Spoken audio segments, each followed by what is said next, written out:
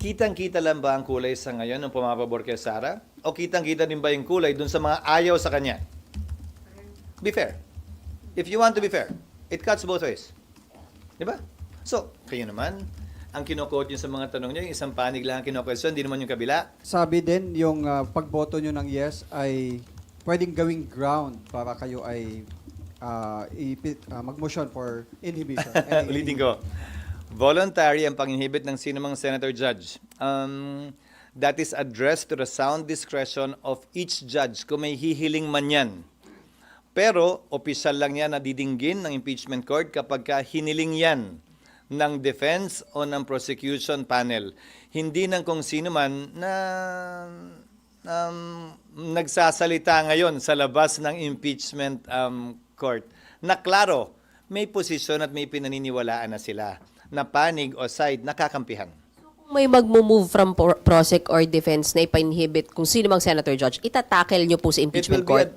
Again, citing precedent, it will be addressed to the sound discretion of the impeachment court judge. Hindi yan pwedeng pagbotohan. Ano bang ibig sabihin ng address to the sound discretion? E di nasa sa kanya. Hindi kami pwede magbotohan na i-inhibit siya.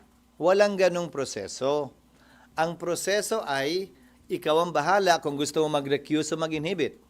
Pero para talaga matanggal siya, kung gusto mo, kung may ginawa siyang paglabag sa kanyang trabaho bilang senador, sa pamamagitan ng isang ethics complaint. Yon ang sinabi ni dating Senate President Enrile, kaugnay sa mga motions for inhibition nung panahong yon, nung impeachment ni Chief Justice Corona. Itatakel ng ethics as a Senate Hindi ko body? sinasabing itatakel. Ang remedy nila ay tanggalin yung senador bilang senador. Hindi tanggalin bilang impeachment court judge.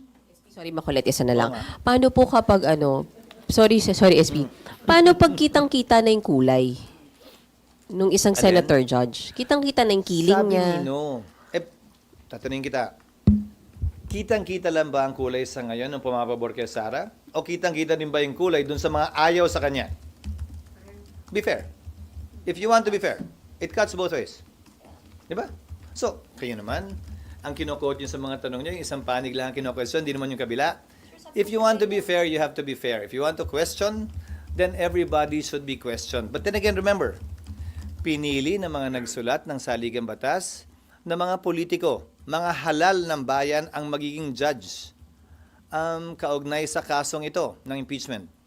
So, kasama na marahil yon sa tinimbang nila at sinukat nila nung pinagpasyahan nila na mga senador na halal, mga congressman na halal, ang may malawak na papel kaugnay na impeachment dahil wala naman tong kulong, wala naman tong bayad.